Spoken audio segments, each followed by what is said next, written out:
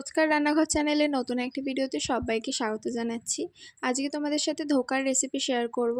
তো বেশিরভাগই সবাই বাজার থেকে ধোকার ব্যাটারটা কিনে নিয়ে আসে, বাট আজকে আমি সেটা ঘরেই বানিয়ে দেখাচ্ছি। প্রথমে আমি নিয়ে নিয়েছি ছোলার ডাল। ছোলার ডালটাকে ভালো করে পেস্ট করে নিয়েছি। এবার কড়াইতে তেল দিয়ে ওই পেস্টটা দিয়ে দেবো।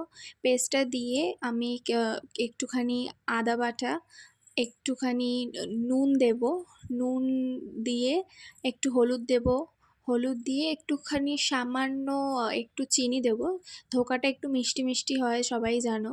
তো একটু চিনি দিয়ে দিলাম। তো চিনিটা দিয়ে ভালো করে আমি পেস্টটাকে ভালো করে কড়াইয়ে একটু নাড়িয়ে নেবো, যাতে একটু ভাজা ভাজা ব্যাপারটা চলে আসে। এবার আমি এটাকে ভালো করে নাড়িয়ে নিচ্ছি। দেখতেই পাচ্ছ আমার ব্যাটারটা ভালো করে ভাজা হয়েও গেছে। এবার আমি একটা থালায় সর্ষের তেল মাখিয়ে নিচ্ছি, তাহলে কি হবে, ব্যাটারটা লাগবে না যে পেস্টটা দেবে।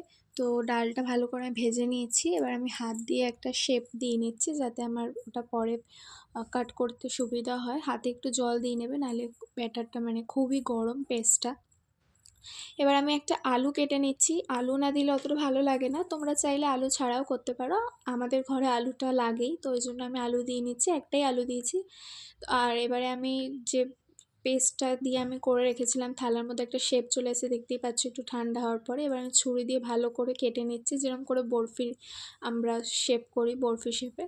এবার কড়াইতে তেলটা দিয়ে ওই যে ওগুলো আমি ভেজে নেবো। ধোকাগুলো ভালো করে একটু ভেজে নেবো, গোল্ডেন ব্রাউন করে একটু মুচমুচে করে ভেজে নেবো, কাঁচা ভাবটা যাতে চলে যায়। তো দেখতেই পাচ্ছ আমি ভেজে নিয়েছি। উল্টে দেখে এপিট ওপিট করে ভালো করে ভেজে নিলাম, গোল্ডেন ফ্রাই করে। এবার আমি তুলে রাখছি একটা বাটিতে। এবার আমি মশলাটা বানাবো। যে মশলাটা দেবো তরকারিতে, টমেটো, জিরে আর কাঁচা লঙ্কা দিয়ে একটা পেস্ট বানিয়ে নিয়েছি ভালো করে। এবারে তেলে দিলাম শুকনো লঙ্কা, তেজপাতা আর একটুখানি জিরে। তো ওটা দিয়ে আমি এবার পেস্টটা দিয়ে দেবো, যে পেস্টটা করে রেখেছিলাম। পেস্টটা দিয়ে দিয়েছি। এবার একটু নুন দিয়ে দিচ্ছি। নুন দিয়ে ভালো করে নাড়িয়ে নেবো। এবার একটু আদা বাটা দিলাম, হলুদ দিলাম একটুখানি, দিয়ে আমি ভালো করে নাড়িয়ে নিচ্ছি। নাড়িয়ে নিয়ে এবার আমি লঙ্কার গুঁড়োটা দিয়ে দিচ্ছি। তোমরা যেরম ঝাল খাবে সেরম দেবে লঙ্কার গুঁড়োটা। ধোকাটা একটু মিষ্টি মিষ্টিই ভাল লাগে।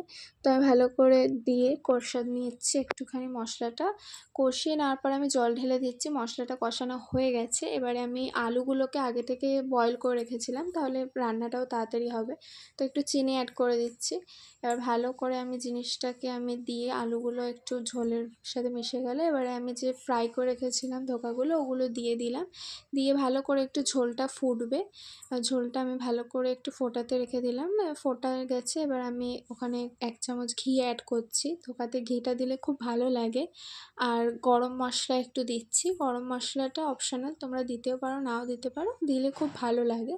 তো ফাইনালি আমার রেডি হয়ে গেছে ধোকার ডালনা। কেমন লাগলো জানিও। নতুন একটা ভিডিওতে আবার দেখা হবে। Bye bye.